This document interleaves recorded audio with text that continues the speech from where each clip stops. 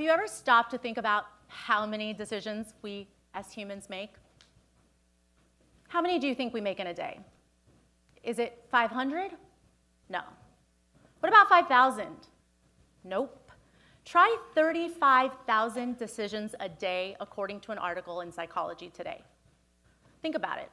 What to wear, what time to go to sleep, which bathroom stall to go in, which bathroom stall to definitely not go in. Where should I sit for this TEDx conference? And did I leave enough of a buffer so a complete stranger doesn't come and sit right next to me? We don't often even realize it, but our brain is constantly in overdrive. It's never ending. The decision fatigue is real. As one of the top poker players in the world, I often find myself in situations where the difference between making the right or wrong decision could cost me or earn me $1 million. This is why one of the most important skills I've had to hone is the ability to think clearly under immense pressure with incomplete information in a game where time is not a luxury I could afford. Whether it's as mundane as what to eat for dinner or as significant as what career path to embark on, our lives are defined by our ability to make decisions. When we can't do so effectively, we risk finding ourselves in a state of decision paralysis out of fear of making the wrong decision. But what if I told you I could help you optimize your decision-making process so that even in the most consequential of moments, you can not only decide with less difficulty, but it'll be a decision that you could feel good about after the fact. It all starts with addressing some simple truths about decision-making. Number one, taking more time to decide doesn't necessarily help you make the best decision. In poker, we often defer to the saying, think long, think wrong. That's not to say we don't consider the multitude of variables and factors in play at any given point in the hand. It's just that most often it's the conclusion we come to initially that ends up being the correct play. Only when we start to second guess ourselves do we begin to diminish our confidence in the carefully constructed logic that got us there in the first place. In fact, some poker tournaments have us play with a shot clock that only allows for a set amount of time on each decision, so we couldn't take our sweet time even if we wanted to. Poker tournament rules also state that if a player has taken a reasonable amount of time on their decision, any other player at the table can call for a clock, at which point the tournament director comes over, gives that player a 30-second countdown to make their decision, otherwise their hand is declared dead. This concept should apply in life as well. Don't be afraid to call the clock on yourself. If high-stakes poker players don't get 20 minutes to decide on a pot worth tens of thousands of dollars, it shouldn't take 20 minutes every night to decide what to watch on Netflix. In one Stanford study, faster decision-making was linked to better performance, while slow decision-making was linked to poor performance. We as humans have been equipped with this ability to think quickly on our feet. We were able to reign supreme in the evolutionary process because we adapted swiftly to ensure our survival. Although nowadays we don't have to hunt our own food or make our own tools, we still do some of our best work when our back is against the wall and time is of the essence, like slamming on our brakes when a car stops short in front of us. Imagine if we were to carefully weigh our options as we're hurtling towards somebody's rear bumper. So, to all my fellow procrastinators out there, you know who you are. There's hope for us yet. Number two, there is no such thing as perfect conditions. In poker, we aim to make the most optimal play that yields the highest expected value based off of incomplete and imperfect information.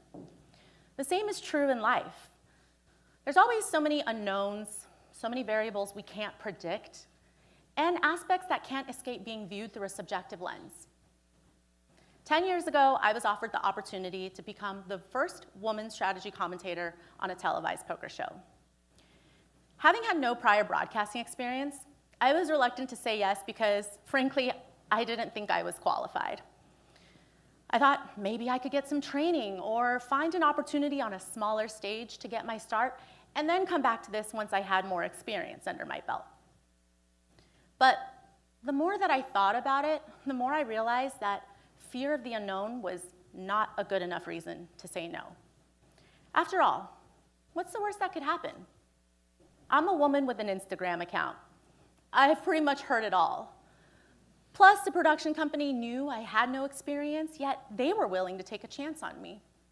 So, in spite of my what-ifs, I said yes. Next time, when you are faced with a decision with this uncertainty, don't be afraid to take that risk and trust that you can make a good scenario out of a bad situation. You might be wondering how it worked out for me. Well,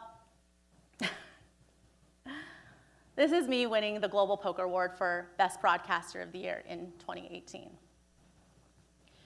Making decisions with imperfect information is also about having a healthy tolerance for risk. Now, some people view risk as a four-letter word, which it is, but that's not a bad thing. It just means there's more to consider. Psychology also plays a role in our ability to engage in risky behavior. When faced with uncertainty, most people would rather have the safety and familiarity than venture into the unknown. Unfortunately, what ends up happening is that the more meaningful a decision is, the more risk-averse we tend to become. In its simplest form, a standard risk-reward calculation always favors taking on more risk when there's more potential for a greater upside. In poker, I'm much more likely to go for that big bluff when there's 1,000 chips that we're playing for than just 100 in the middle. Foster the mindset and self-belief that allows you to trust your judgment even when uncertainty looms. Number 3, sometimes even a good decision can produce a bad outcome. You might have watched poker on TV late at night, flipping through the channels. It's not exactly prime time when it's on. It's usually after bowling and before darts. The game that they're playing is the most popular form of poker out there today, Texas Hold'em. In Texas Hold'em, each player is dealt 2 cards face down. The best possible starting hand is 2 aces. When you have 2 aces and you're up against any other pair, the chances that aces will win is 80% of the time. Even though you'll lose 20% of the time, you're supposed to go all in with aces 100% of the time. The times that you lose doesn't mean that going all in with aces was a bad decision. Life is also similarly probabilistic in nature, as there are no guarantees and no such thing as a sure bet. Start viewing your decisions as weighing them as the probability of something happening or the likelihood of your desired outcome against the probability of it not happening or the likelihood of the undesired outcome, and stop thinking in absolutes. That way you won't be afraid to make the same decision over and over again, even if it's produced a bad outcome before. What you should focus on is the reasoning behind your decision and making sure that the basis of it is fundamentally sound, whether rooted in math, science, or just plain common sense. Consider traffic. These days, there are a million apps that are designed to help us avoid traffic at all costs. Do I want to take 18 different side streets and cross a super sketchy bridge just to avoid a 4-minute backup on the freeway? Yeah, you bet I do. But even with all of that planning and consideration, we can still find ourselves in bumper-to-bumper traffic because of a fluke incident up ahead. Does it mean that we made the wrong decision to leave at the time that we did? No. It was statistically the best time to leave. It just didn't work out for us that day. Remember, a bad result doesn't necessarily mean you made a poor decision. Number 4, you can make a bad decision and still recover from it. Let me set the scene for you. I was 23 years old, and it was my first time playing in the World Series of Poker. Now, the World Series of Poker main event is the most prestigious and largest poker tournament in the world. With a buy-in of $10,000, it was by far and away the most expensive buy-in that I had ever played up until that point. Not to mention, I wasn't exactly bankrolled for it, but we're all young and dumb once. Walking in, I was immediately intimidated by the sheer scope of it all. Multiple convention-sized rooms filled to the brim with almost 9,000 players seated at rows upon rows of poker tables as far as the eye could see. And they were all vying for their share of the over $80 million prize pool. As I sat down, the nerves hit me, and as the tournament went on, I slowly began to settle in. I won a few pots, regained my confidence, and just when I was thinking, oh, I finally got my bearings, I found myself involved in a massive pot against the player at the table who had accumulated the largest chip stack. We were on the river, or for those that don't know poker jargon, the last card, and he had put me all in. It would be all of the chips I had in front of me to call. If I called and I was wrong, I'd be out of the tournament. So I sat there motionless, trying to play back the hand in my mind and hoping to make sense of it all. Now, what I'm about to say next, you might need a poker Rosetta Stone for, but try and bear with me. Okay, I raised from the cutoff, and I have 40 big blinds effective. He 3-bet me from the button. Okay, he's been really active, and he has a very high VPIP, but that means my hand should play pretty well against his range. Now on the flop, he C-bets 30% pot on an ace-high flop, but on the turn, he decides to size up to 70%, but wait, a backdoor flush draw appeared. Now on the river, the backdoor draw is missing. I don't block any of those draws, but even though he's been really aggressive, he should be pretty balanced in the spot, which means he should have a decent number of value combos as well as bluff combos. Wait, is that his neck pulsating faster? What does that mean? Is he nervous because he's bluffing, or is he excited because he has a big hand? These are the thoughts that consumed me for over 10 minutes as I sat there trying to decide, flip-flopping back and forth numerous times between calling or folding. After a few more minutes of deliberating, I decided to fold. I was already dreading how poorly I would sleep that night, not knowing if I had made the right or wrong decision, when in that moment, he stood up, fist pumped the air, and proudly turned over a bluff for me and the whole table to see.